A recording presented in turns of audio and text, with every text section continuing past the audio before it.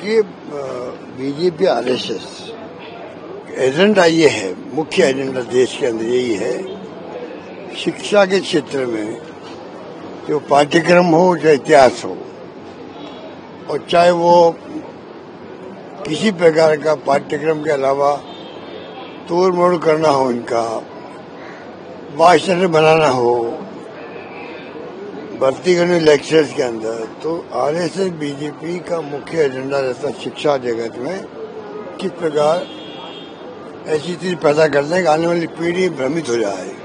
इनका एजेंडा है। ये कुछ भी कह सकते हैं, जो आप बता रहे हैं मुझे, ये कुछ भी लिख सकते हैं, कुछ भी पाठ्यक्रम में हेर फेर कर सकते हैं।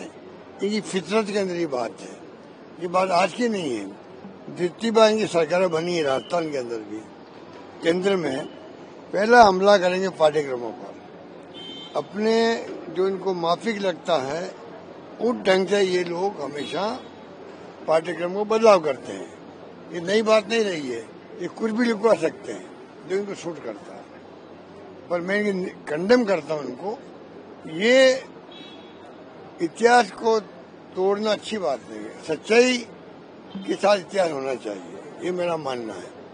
अगर हम ये गलत काम करेंगे तो आने वाली पीढ़ियां भ्रमित होगी। आज भी ये लोग चाहते हैं कि महात्मा गांधी को भूल जाए देश। चाहते फ्रीडम मूवमेंट में क्या क्या हुआ था, क्या त्याग हुए, क्या बलिदान हुए, क्या कुर्बानी हुई, भूल जाओ उसके देश।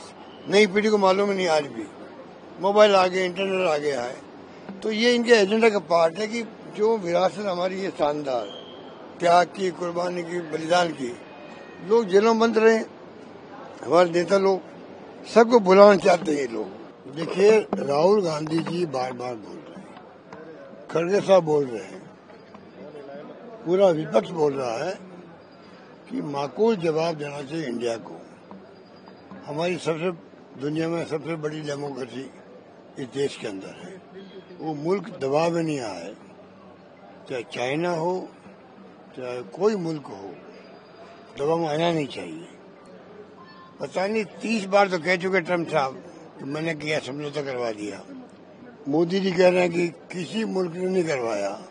राहुल जी कह रहे हैं खाली आप नाम ले लीजिए कि ट्रम्प साहब बार बार आप जो बोल रहे हो इस बकवास को बंद करो। ये तो वो कह रहे हैं, वही कह रहे हैं। और अब जो आप कह रहे हो 24 घंटे में वो क्या करेंगे, तो ये खाली राहुल जी की या खड़गे साहब की नहीं है। वो तो रिप्रेजेंट करते हैं देशवासियों की भावनाओं को। पूरा मुल्क चाहता है कि दो टूक जवाब देना चाहिए तमाम उन मुल्कों को जो आंख दिखा दे हमारी तरफ, हमें नीचा दिखाने का प्रयास करते हैं।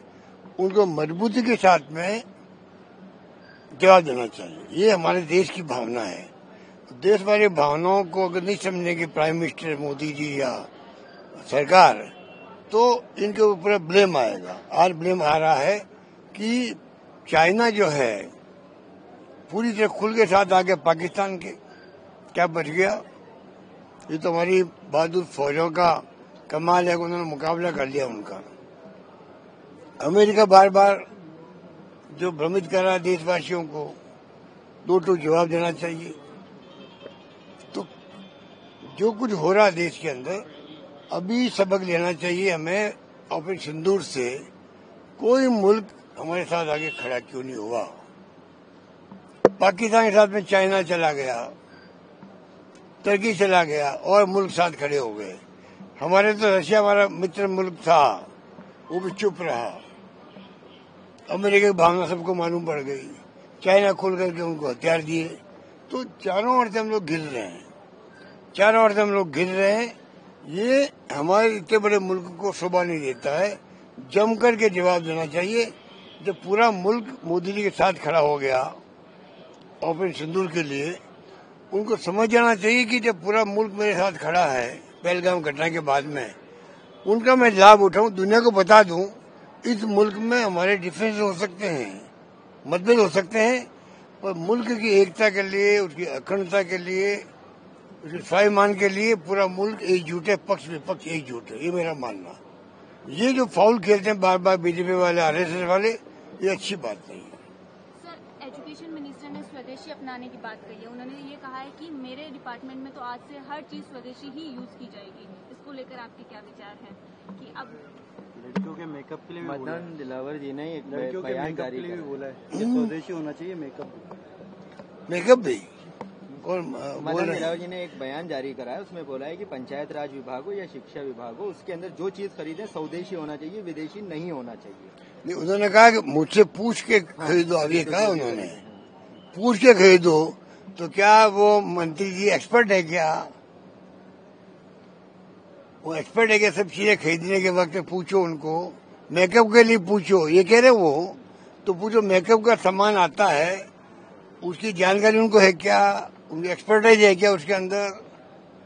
तो वो काहे के लिए पंचायती कर रहे हैं? डिपार्टमेंट छोड़ देना चाहिए, वो क्या करता क्या नहीं करता है। मेरा मानना ये है।